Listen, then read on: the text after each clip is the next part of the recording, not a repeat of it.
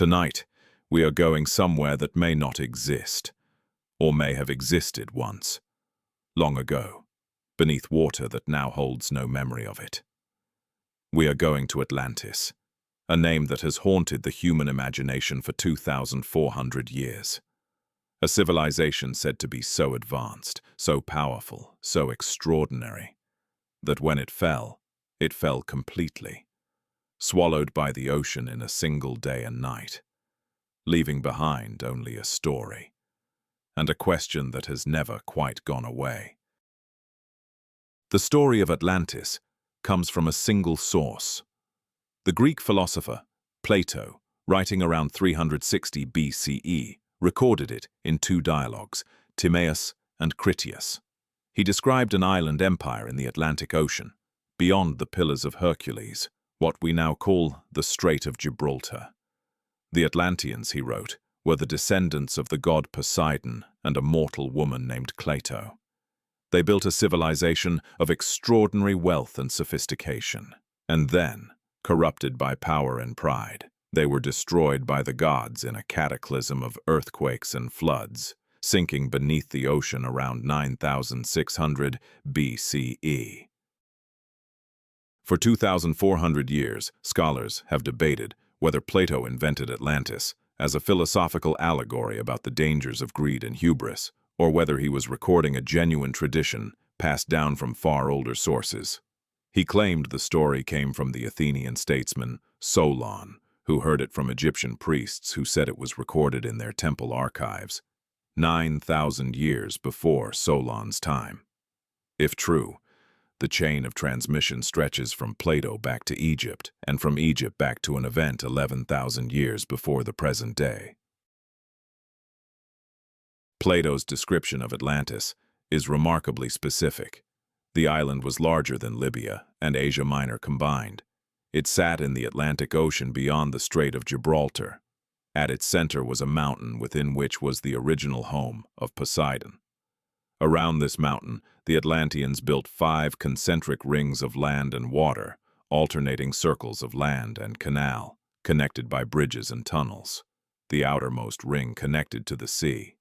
The whole island was divided into districts, each contributing to a standing army of astonishing size.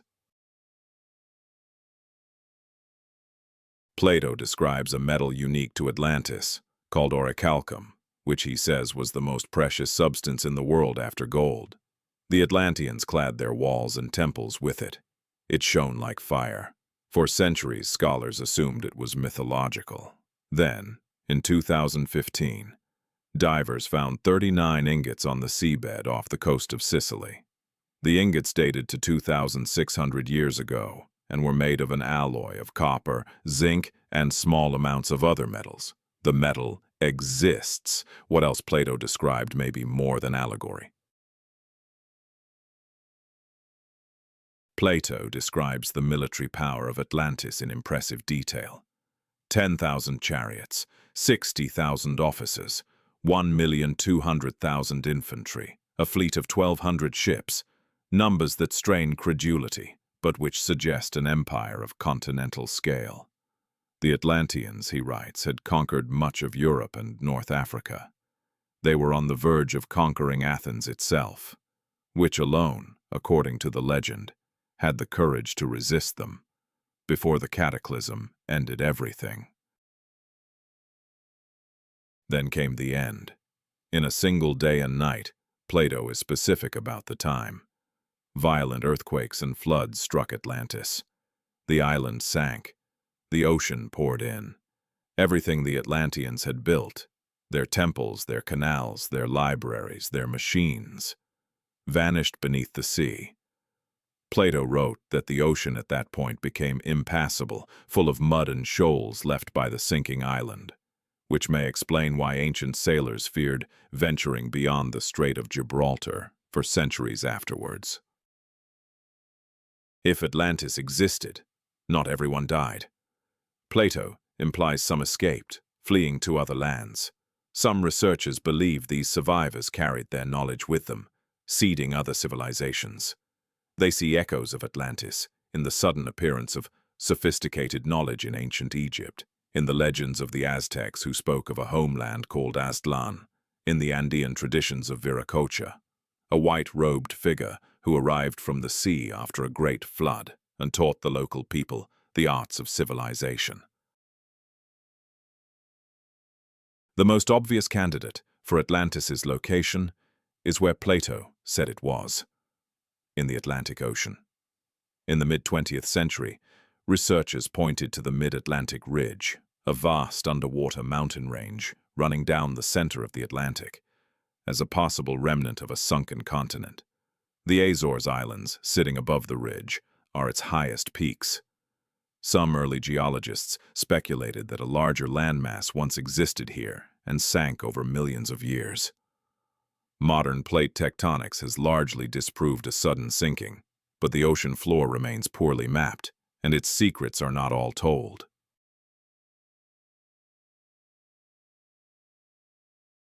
One of the most dramatic proposals is that Atlantis was Antarctica before it was covered by ice. The theory rests on the Piri Reis map, drawn by an Ottoman admiral in 1513, which appears to show the coastline of Antarctica in remarkable detail, despite Antarctica not being officially discovered until 1820. The map's southern continent is shown without ice, as it may have looked thousands of years ago, when some researchers believe it had a temperate climate and may have supported civilization. If the Earth's crust shifted, a theory called crustal displacement, Antarctica could have moved to the pole relatively recently in geological time. In 1997, oceanographers William Ryan and Walter Pittman proposed something remarkable. Around 5,600 BCE, at the end of the last ice age, the rising Mediterranean Sea broke through the land barrier at the Bosphorus and flooded the Black Sea in a catastrophic inundation. Within months, a freshwater lake became a saltwater sea, and the communities living around its shores were overwhelmed. Some researchers believe this is the historical kernel of both the Atlantis story and the worldwide flood myths, a real catastrophe remembered for thousands of years.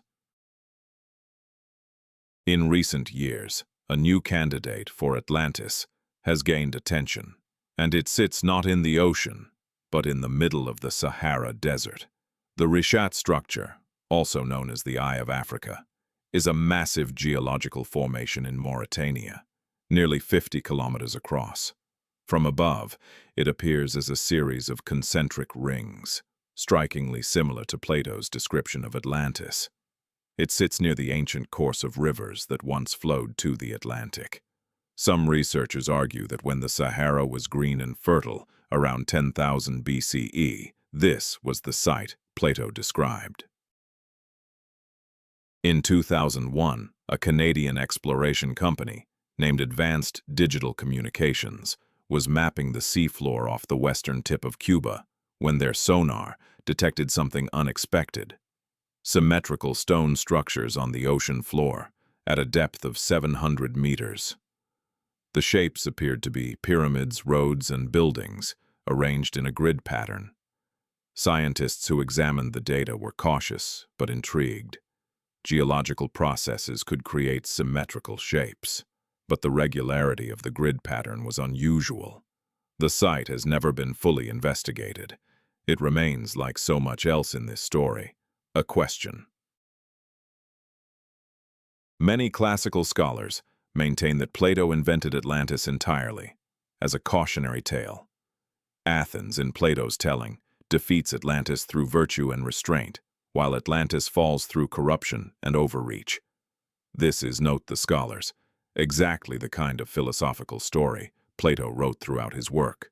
The Republic, the Symposium, dialogues built around constructed scenarios that illuminate philosophical truths. Atlantis, they say, is the greatest of these. A thought experiment about empire, about hubris, about what happens when a civilization mistakes wealth for wisdom. When European explorers began sailing west in the 15th century, Atlantis was in their minds. Christopher Columbus knew Plato's text.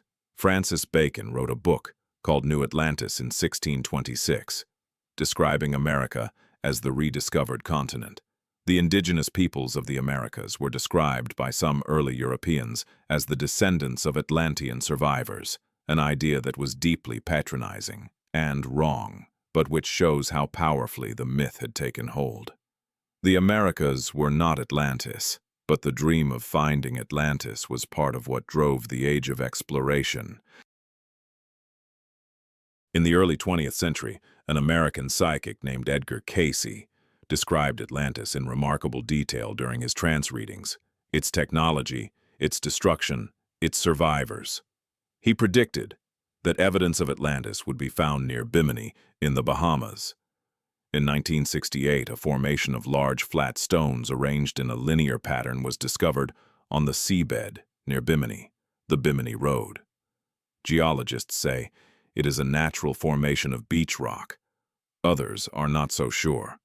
Cayce's predictions, right or wrong, sent generations of divers searching the shallow Caribbean waters. Around 12,900 years ago, roughly the date Plato gave for Atlantis's destruction, something catastrophic happened to Earth. The last ice age, which had been slowly ending, suddenly reversed. Temperatures plummeted. Megafauna went extinct across North America. Civilizations that had been developing collapsed. Scientists call this period the Younger Dryas. In 2018, a team published evidence of a large cosmic impact, possibly a fragmented comet, that struck the Greenland ice sheet and caused global wildfires, climate chaos, and the sudden end of multiple ancient cultures. Could this be the cataclysm Plato described? Here is the thought that keeps researchers returning to this question. If Atlantis was real, if there was a sophisticated civilization somewhere on Earth 12,000 years ago that was destroyed in a cataclysm, we would not necessarily know. We have only explored a small fraction of the ocean floor. Coastal settlements from that era would be underwater. The sea level was 120 meters lower at the end of the Ice Age. An entire chapter of human history could be submerged, waiting. Graham Hancock, the researcher who has explored this possibility most thoroughly, calls these possible predecessors a species with amnesia, a humanity that forgot what it once knew. Whether Atlantis was a real place or a philosophical fiction, it has served one consistent purpose across 2,400 years. It has asked humanity to consider what happens when power outgrows wisdom. Every age has seen in Atlantis a mirror of itself. The hubris of empire, the dangers of technological overreach, the fragility of civilizations that believe themselves permanent. In that sense, Atlantis is not a lost island. It is a recurring warning, and the ocean does not have to be literal. The sinking can happen in many ways. The search for Atlantis has never stopped. Researchers with sonar equipment scan the ocean floors. Archaeologists investigate the Richat Structure. Divers explore the Bimini Road, season after season. Geologists map the continental shelves. Plato's story, whether historical or invented, has generated more sustained inquiry than almost any other text in history. Perhaps that is what great stories do. They make us look, and in looking, we find things we were not expecting. Perhaps the most honest answer to the question of Atlantis is this: we do not know. We do not know if it existed. We do not know where it was. We do not know whether Plato was recording history or writing philosophy. What we do know is that the human memory is long, and that catastrophic events, floods, eruptions, collapses, leave traces in the stories cultures tell about themselves for thousands of years. Something happened at the end of the last ice age. Many things happened, and the stories that survived may be imperfect, distorted echoes. But they are echoes of something. The ocean holds more than we have found. The ocean is quiet tonight. Wherever Atlantis was, if it was, it has been at rest for a very long time. The waves move above it as they always have. The stars are reflected in the water, as they were when the last Atlantean looked up at them for the final time. And now, so can you rest, in the warm darkness of this night, letting the questions drift without urgency, as questions do when we finally let them go. Sleep well,